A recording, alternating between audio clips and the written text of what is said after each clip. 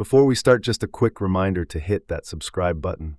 Only 2% are subscribed. At 1,000 subscribers, I'll be posting a special video. My brother dropped to one knee beside our table. I'm Alex, 29, and my hands clenched on instinct. Eva blinked once, then twice, like a camera misfiring. He lifted a small box toward her face. Every fork stopped midair, like we owed him silence. "Marry me instead," he kept his eyes on her. No joke in his mouth, no grin on mine. A couple at the next table whispered, then angled phones. My pulse thudded hard against my tongue. If she spoke wrong, I would break. I stood so fast the chair skidded into a server. Glass rattled on a tray, a sharp warning. "Get up," I told him, voice steady through grit. He didn't move. He watched Eva breathe. This was a trap, and we were inside. Eva's fingers covered her collarbone, then fell. Alex, her gaze darted between us, searching edges. Her shoulders lifted and stalled like a stuck gear. My stomach flipped a slow, sick somersault.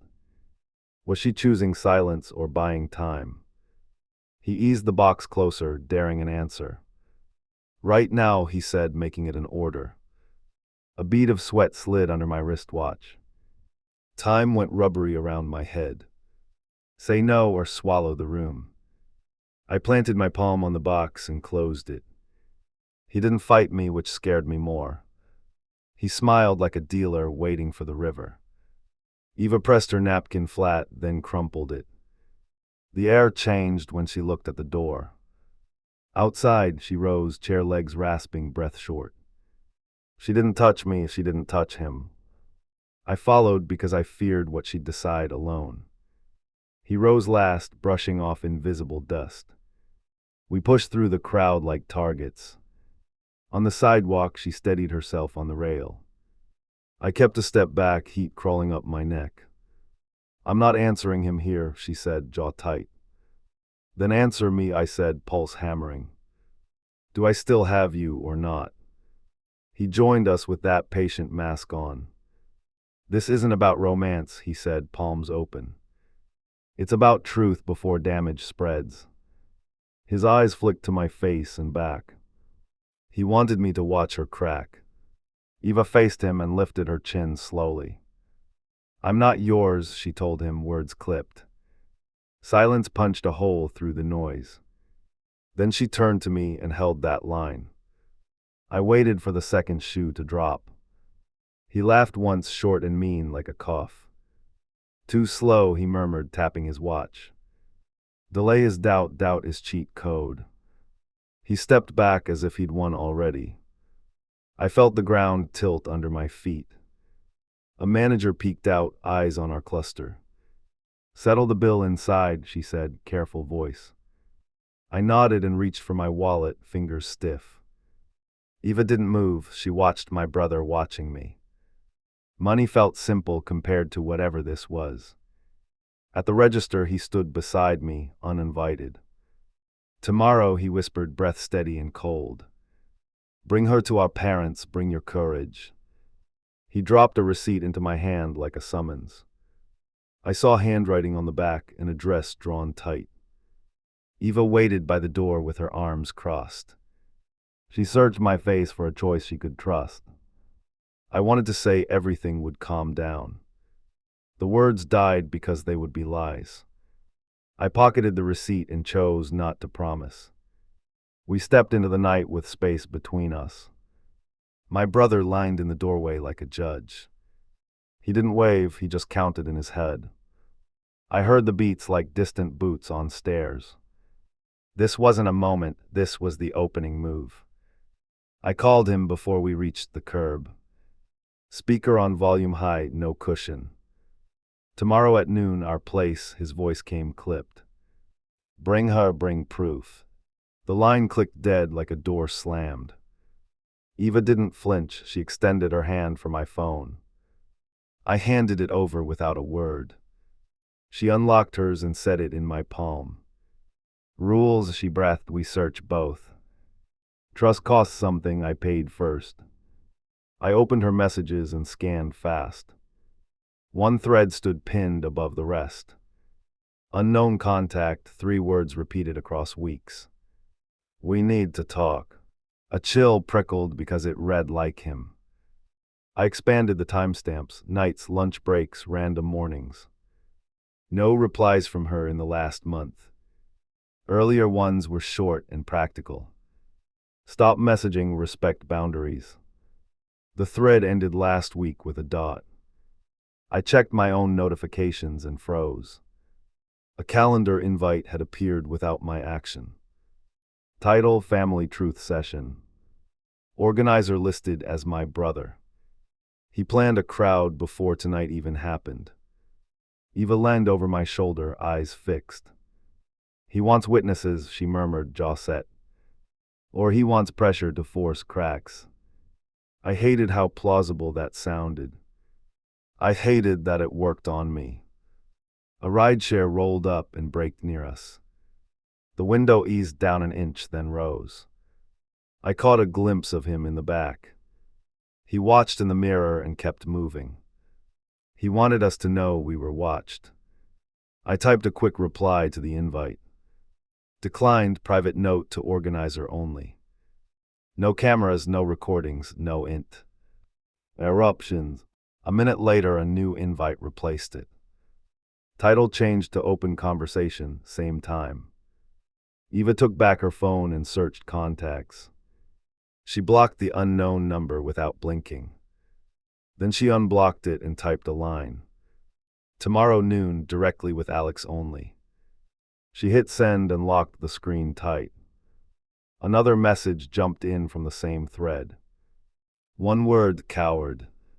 She exhaled through her nose and looked at me. That tone is his, she said, voice flat. Patterns don't lie. I pressed my thumb to her knuckles until she met my eyes. No last-minute ambushes tomorrow, I breathed. We set our own record, we control facts. She nodded once, then pulled her hand away. Agreement made, but not forgiveness yet. We crossed to the garage where the car waited. A note sat tucked under the wiper. I opened it with the carefulness you reserve for threats. Inside, only 3 characters. A time earlier than noon. He wanted to move the meeting without asking. He wanted us off balance before we slept. I crumpled the paper and stuffed it into my pocket. We would not arrive early. We would arrive ready. Back in the car, I started a voice memo. Timestamp, date, location, summary of the challenge. Eva did the same on her device. Parallel logs, independent records. If he tried to twist, we would counter. On the drive, she stared straight ahead, breathing measured. Do you believe me? She asked, no decoration. I gripped the wheel and chose precision. I believe you are here building this with me. The answer landed between us like a seed and a test. Her screen lit again with a new text. Different number, same phrasing style. Bring the ring tomorrow. She angled the display toward me and waited. We both looked at my pocket at once. I took out the small box he'd flashed earlier. The hinge felt rigid against my palm. I placed it on the console and closed my fingers over it.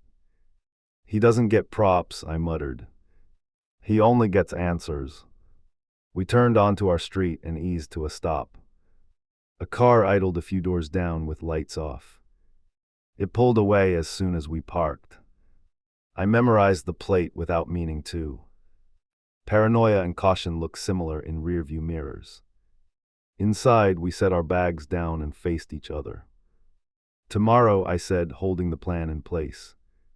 We speak short, we speak clear, we ask questions. She exhaled and nodded, shoulders lowering a notch. Then she walked past me toward the spare room. I sat at the table and drafted 3 prompts. What is your claim? What is your evidence? What outcome do you want? Simple sentences, no loopholes. If he dodged, it would show. If he answered, it might hurt. My phone buzzed once more with a new alert. A shared album invitation from him appeared on screen. Title: Moments You Forgot. Thumbnails rolled by, cropped and curated. He was constructing a narrative before noon. I declined the album and powered the device down. Eva returned with a small zip pouch and a notebook. She placed both beside the box and sat opposite. "Bullet points only," she said, steady again. We started writing without speaking. I listed every move he made since dinner. She listed every message bearing his cadence. Then we compared and crossed out the weak lines. Silence worked like a metronome between us. It kept time while we rebuilt footing. When the list thinned to essentials, we stopped. I folded the paper and tucked it into my wallet. She slid the notebook onto the shelf by the door. We stood there awkwardly like people after an earthquake. We were upright, but the floor still hummed. Before bed, I opened the window and listened. No engines nearby, no footsteps under the window. Just my own breath trying to choose a pace. Tomorrow would strip something from us no matter what. I had to decide what I could afford to lose. The door buzzer ripped me awake before sunrise. A courier held up an envelope with my brother's scrawl. Inside, a typed agreement that waived recordings and objections. I tore it in half and watched his car idle across the street. He wanted me rattled before noon, and it worked. We arrived at my parents' exactly on the dot. He stood in the entry with one finger raised. "No phones," he announced, eyes moving between us. I lifted mine and started a time-stamped memo anyway. He flinched like I had put a blade on the table. Mom hovered near the hall and kept glancing upstairs. Dad planted himself between us with arms locked. "3 questions only," I said, steady and clear. My brother nodded, jaw tight, like he had trained for this. I felt the floor tilt toward a trap I could finally see. "Claim first," I tapped the list in my pocket. "She courted me behind your back," he began, chin up. Then she pressed for a wedding to secure money. Eva let the words pass without blinking. "Evidence," I said, because rules were our only shield. He produced a number scribbled on a card. "Same contact that messaged her, H." He added with a shrug. "Call it live verification." Eva tilted her head toward me once. I dialed with speaker on and waited for the ring. A buzz answered from inside his jacket. Another buzz followed from the side room. Everyone froze at the double tone. My brother reached for his pocket and then stopped. Dad's hand lifted, palm out, "Do not move." "Empty the pockets," Dad's voice carried iron. My brother laid his main phone on the table. He hesitated, then produced a second device, face down. The unknown number glowed on its screen when I turned it over. Eva's mouth tightened while she watched him swallow. "Open the threads," Eva's voice cut the air clean. He rolled his wrist like the hinge was broken. I tapped into messages and scrolled once. Outbound texts to us, none received. A fake chorus pretending to be a crowd. He lunged for the phone and I stepped back. Mom gasped and Dad moved between us hard. "Stay put," that broke whatever patience we had left. I read the last line he sent at dawn. "Bring the ring earlier or I expose everything." He straightened and forced a thin smile across his teeth. "Content still stands, delivery methods are irrelevant." He lifted his main phone and opened a gallery. Screenshots filled the screen with cropped chats and clipped jokes. Eva leaned in and pointed at the top bar. "Battery at 91 in every shot," she noted. "Same minute on different days," I added, heart drumming. He thumbed the back button too fast and cursed under breath. A folder name flashed and vanished before he locked it. Templates sat there waiting for moments like this. Dad exhaled long and slow like a fuse burning down. "Answer the 3rd question," I said, heat rising. "What outcome do you want right now?" My brother shifted weight and met my eyes without blinking. "I want her to admit she prefers stability over you." Eva stepped forward until her shoes touched the rug edge. I prefer honesty over theater, she replied, spine straight. Admit you engineered the messages to push him away. He held her stare for 3 long beats. Then he laughed through his nose and looked at me. You still doubt, he taunted, lips barely moving. You wouldn't be here with memos and rules. He expected me to snap or fold. I kept my voice low and even through my teeth. I'm here to finish this with proof, not failings. His gaze slid past us toward the hall again. Footsteps creaked upstairs, soft and deliberate. He had invited someone against every boundary we set. Witnesses make truth heavy, he muttered like a prayer. I turned toward the staircase as a shadow paused out of sight. The shadow moved and a woman descended 1 step at a time. My brother angled his body toward her like a showman. Start, he urged with a glance that dared us. She gripped the railing and scanned our faces. I braced for a trick delivered as testimony. I'm Mia, she began, tossing a look at him. We worked together, she messaged me about upgrades and perks. Eva folded her arms and locked her gaze. What upgrades, she asked, voice controlled and cool. Mia's eyes twitched toward my brother before answering. Company spouse benefits, transfers, relocation help. Mia shifted her weight and cleared her throat. She asked how fast commitments unlock bonuses. Eva stepped closer until nothing sat between them. Quote me exactly, she challenged, jaw set hard. Mia hesitated long enough to sour the room. How soon after vows can we apply that line? I watched my brother's shoulders loosen 1/2 inch. He thought a seed had finally sprouted. I felt the urge to rip it out. Show your phone, I asked, palm up. Mia glanced at my brother again, then handed it over. A thread was pinned with Eva's contact photo. The first message contained that loaded question. The next 3 were 1-word prompts prodding for more. Eva pointed at the header and narrowed her eyes. That's not my profile picture, she said without wobble. It's private to my account only. Mia blinked, then reached for the device quickly. I pivoted and kept it out of reach. I tapped the info icon and opened contact details. 2 numbers were linked to the name. One matched Eva's, one matched his burner. Mom's breath hitched behind me like a warning. Dad stared at my brother until he looked away. Who edited this contact? I asked without raising volume. Silence stretched until someone would snap first. Mia rubbed her wrist and avoided everyone's eyes. He prepped my phone for clarity, she muttered, cheeks tightening. Clarity felt like a lie dressed for church. Eva held out her own device without ceremony. She pulled up her last chat with Mia. Friendly check-ins, office event logistics. No mention of benefits, no timing questions. I lifted Mia's phone again and scrolled with purpose.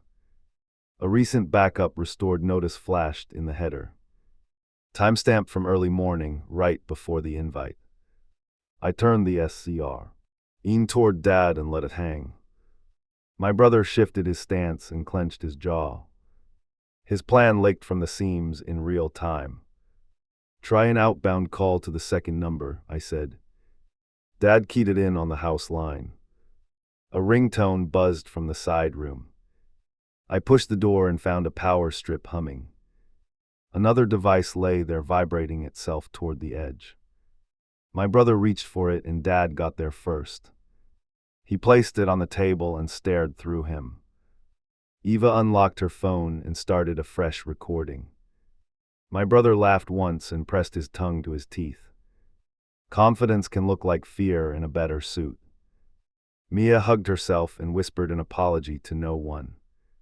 He told me you were scamming him, she blurted. He said I should witness for safety. Her glance begged for someone to relieve the weight. No one moved because relief would be forgiveness. Stay, I told Mia with a small nod. Watch the next part closely. I slid our printed questions across the table. We were done dodging, and he knew it. His eyes hardened into that stubborn mirror again. "What is your evidence now that we removed plants?" I asked. He lifted his chin and smiled with only half his mouth. "Her hesitation last night," he answered like it was math. Eva tilted her head and breathed out slowly. He was back to feelings because facts had failed. "Then let's test our hesitation," Eva countered, hands steady. She pulled the ring box from the console pouch. She placed it between us and looked straight at me. "Ask me right now with them watching." My throat went dry because this was live fire. I drew breath and faced her like we trained. "Will you marry me?" I asked without drama. "Yes," she answered before the second word settled. No pause, no tremor, no sideways glance. It landed like a hammer on his brittle case. My brother scoffed and flicked a glance at Mia. Acting, he spat, but the word lacked muscle. Timed performance for a gullible crowd. Dad stepped forward until they shared the same air. "Or maybe you lost," he replied, voice like stone. I turned to Mia and returned her phone. "Check your cloud account for altered contacts," I suggested. "Change your password, audit devices." She nodded and backed toward the hall slowly. She looked at my brother like she had never met him. He lunged for the ring box and I caught his wrist. We locked there in a small, ugly standoff. His pulse beat against my grip like a trapped bird. I let go first and stepped back deliberately. He hated the control more than the contact. "Outcome," I said to finish the triad clean. "What do you want after this exposure?" He stared at me, then at Eva, then at Dad. "I want you to break up," he muttered through clenched teeth. There it was, small and poisonous and final. "Noted," I replied, chest tight but clear. "We decline your request." Eva lifted the box and closed it slowly. The click marked a line we would not cross again. My brother's face flattened into something I recognized as loss. My brother lunged for the hallway and yanked a cord. Every outlet died and our recordings cut in unison. He looked pleased, like he had killed the lights on a stage. Eva raised her own handset and tapped the side button. Battery still on, backup plan alive. He miscounted redundancies. A mass message pinged across our family chat instantly. Screenshots poured in with captions about deception and greed. He spammed the thread with arrows and smug commentary. Mom reached for the tablet to block him from the group. He smirked and created a new chat before she finished. "Leave the house," Dad growled, feet planted near the door. My brother took a step, then stopped and squared up. "Not until they admit what she's after." Eva slid between them with her shoulders straight. "Admit what you doctored first," she fired, eyes unblinking. He pivoted and jabbed a finger at me. "You're blind because you want comfort, not truth." He wanted me angry enough to swing and lose. I folded my arms and spoke like a metronome. "Unlock the cloud account now, then we compare hashes." He laughed and pulled his main mobile close to his chest. "No warrants, no forced access, no circus." Eva raised her wrist and launched a live backup. Progress bars crawled while he watched, jaw ticking. He hated patience because patience erases theater. Mia reappeared in the doorway, clutching her tote. "HR wants to talk to you today," she told him. "They flagged changes from your login at dawn." His eyes flicked toward the stairs where the router sat. He swallowed once, tiny movement, like a tell at a table. He marched to the counter and swept the spare handset away. I intercepted and slid it across to Dad without breaking stance. Dad pocketed it and stood taller by an inch. "Your toys stay here until we're done." My brother's nostrils flared while he measured options. Eva turned to me and unzipped the pouch slowly. She took out a PL band and placed it down. "Wear it today," she said quietly but clear. "Not for a ceremony, for a boundary." I understood she was building a wall instead of a stage. Boundary number 1, I answered, matching her rhythm. No contact from him unless supervised by 2 relatives. My brother barked a laugh that died mid-bark. Boundary number 2, no group blasts or edited media. Mom nodded like someone finding a railing during a quake. He scoffed and grabbed the new chat to type more poison. Dad's hand closed over his wrist with a firm clamp. Enough, Dad said, and the room finally listened. Third boundary, professional review of all content by an outsider. The word outsider made my brother's lips twitch like a glitch. Eva raised her camera again and started a fresh clip. A soft chime confirmed external storage and redundant save. He stared at the lens like it offended him personally. Speak your claim again for this audit, she challenged. He stayed silent long enough to make it obvious.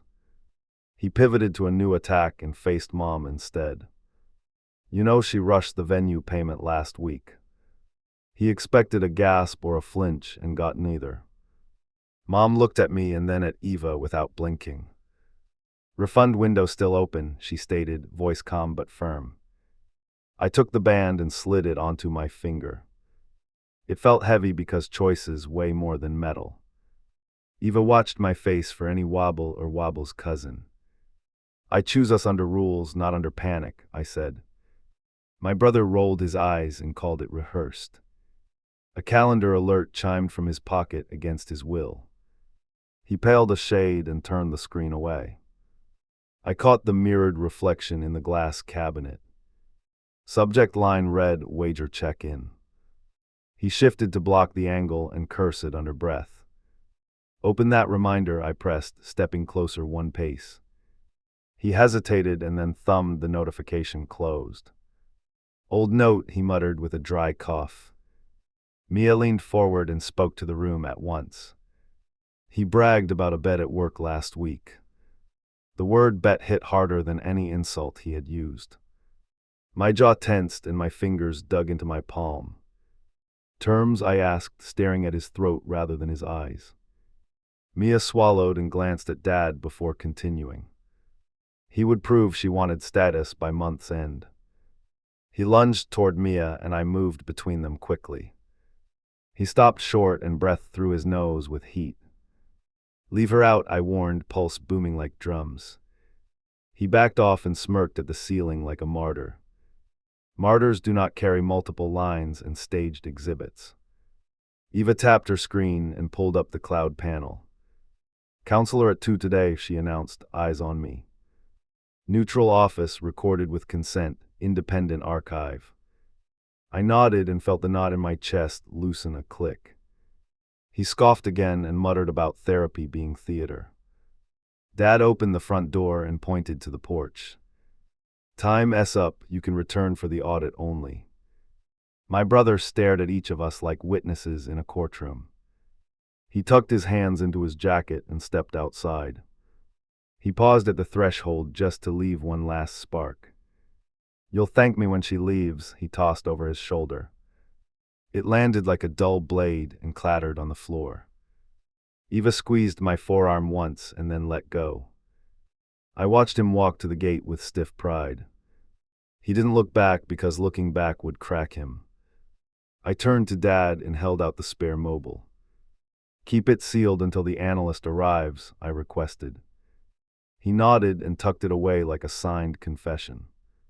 Mom touched my cheek and then touched Eva's shoulder. Her eyes asked if we were steady enough for the next hour. We are steady enough to continue, I answered aloud. Not brave, not calm, just ready to keep moving. Eva lifted her chin and drew a deep breath. 2 o'clock, no audience, hard questions, she said. The plan locked into place like a bolt sliding home. As we stepped onto the porch, my phone buzzed again. A final message from an unfamiliar line appeared on screen. Bring proof or admit defeat, it read with theatrical flair. I saved it to the folder labeled Forensics without replying. He wanted drama today, and we were bringing structure instead. The counselor opened the door and gestured us in. Clipboard on the table, 2 chairs side by side. Audio allowed with consent, she stated, eyes level. We all agreed and placed our phones face up. I braced for the knock I knew would come. It came fast, 3 sharp raps like a drill. I cracked the door and found my brother already smirking. Neutral room means neutral referee, he announced with swagger. The counselor blocked the threshold with one calm step. Ground rules first, she warned, voice steady and cool. He lifted a hand like a student craving spotlight. I will demonstrate deception in under 5 minutes. He slid a printed spreadsheet toward the table edge. Eva kept her hands behind her back and waited. I watched the counselor's pen hover for the tell. Columns listed timestamps and contacts with tidy precision. The totals pointed to a pattern he wanted seen. These align with her power plays and money pushes. He angled his jaw toward the page as if sworn. Independent verification available on request, he added with flourish. Eva held up her phone and mirrored the dates. Her log showed gaps where his chart claimed activity. She opened the carrier portal and tapped account history. A list appeared with routing servers and authentication events. Half the entries traced to his home network caught. The counselor circled 2 mismatched rows with a slow motion. Your copy marks outgoing messages from her line, she observed. Carrier shows attempted spoof routed through a residential router. My brother rolled his eyes and groaned for the ceiling. He didn't answer because there was nowhere to pivot. I slid the sealed pouch across to the counselor. The second handset from this morning, I explained, breath even. Chain of custody from my father to me. She logged the transfer on a form and unzipped it. Inside rested the burner with his favorite number blinking. She connected it to a reader and looked at the screen. Drafts folder has templates with variable fields, she noted. Contact overlays map to renamed entries on external phones. The words landed like nails tapping into wood. He took half a step back and clenched his fists. The office phone lit with an incoming call. The counselor pressed speaker and announced the room participants. A corporate investigator introduced herself in clipped phrases. Mia filed a report regarding unauthorized access and manipulation. Silence pressed close enough to hear my brother swallow. Cooperate now to avoid escalation, the investigator continued calmly. Hand over personal equipment for forensic imaging today. He laughed and headed for the door with false confidence. The receptionist appeared in the frame and blocked his exit. Security will escort if needed, she said, jaw tight. Eva turned to him and kept her voice low. Last chance to own it without a public scene. He stared at her like she was the thief here. I did you a favor, he muttered, heat rising. His mouth trembled and finally stopped moving. The counselor slid a new form toward him. Disclosure agreement for this session, she clarified without drama. It confirms consent for device review by third parties. His pen hovered, then scratched his name with angry strokes. He shoved the page back and hugged his chest. I leaned in just enough to hold his eyes. You turned love into a test you could grade. You used strangers as props and tried to film us. Why, I asked, not loud but unyielding. He looked away and picked a fight with the carpet. Because you always get picked, he whispered, almost to himself. The counselor glanced at the recorder and then at me. Noted, she said, matter of fact, keeping pace. Eva watched the line of his shoulders drop an inch. Jealousy had finally said its own name. My phone buzzed with a final message from his side chat. A single sentence appeared with a time stamp. Bet judge waiting at the bar at 3. I angled the screen toward the counselor and froze.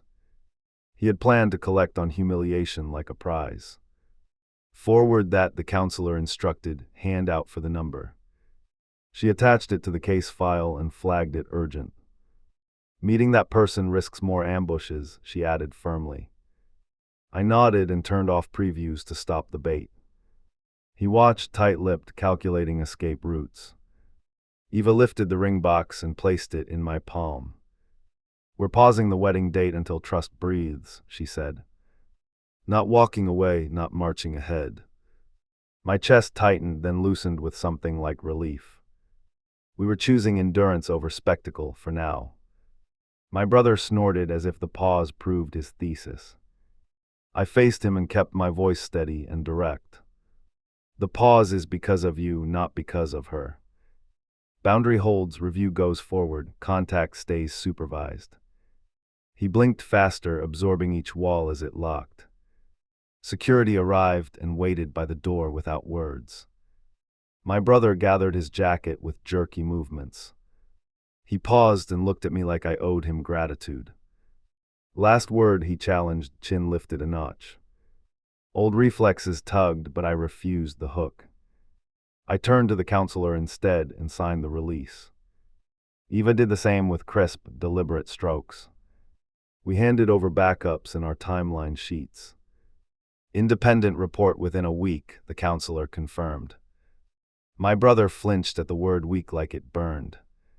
He started for the hallway, then spun back with a sneer. "She'll bail when pressure rises," he hissed, voice raw. Eva stepped closer until there was no space left. "Pressure reveals character," she answered without blinking. "You're liking yours all over this floor." He recoiled and finally walked out with security shadowing. The door clicked and the air steadied for the first time. I exhaled and waited for the aftershock that always comes late. It came as a tremor in my hands and jaw. I let it pass through instead of pretending control. We left the office and stopped on the sidewalk. No tail behind us, no car idling half a block down. No chirp from unknown numbers pushing for earlier meetings. Just us and a decision we had already made. Choose repair with boundaries or choose peace without him. I pulled the band on my finger and looked at it. Not as a trophy, not as a gag order. As a vow to protect what deserved oxygen. "We rebuild slow and loud," I told her. "So he can't rewrite it when we blink."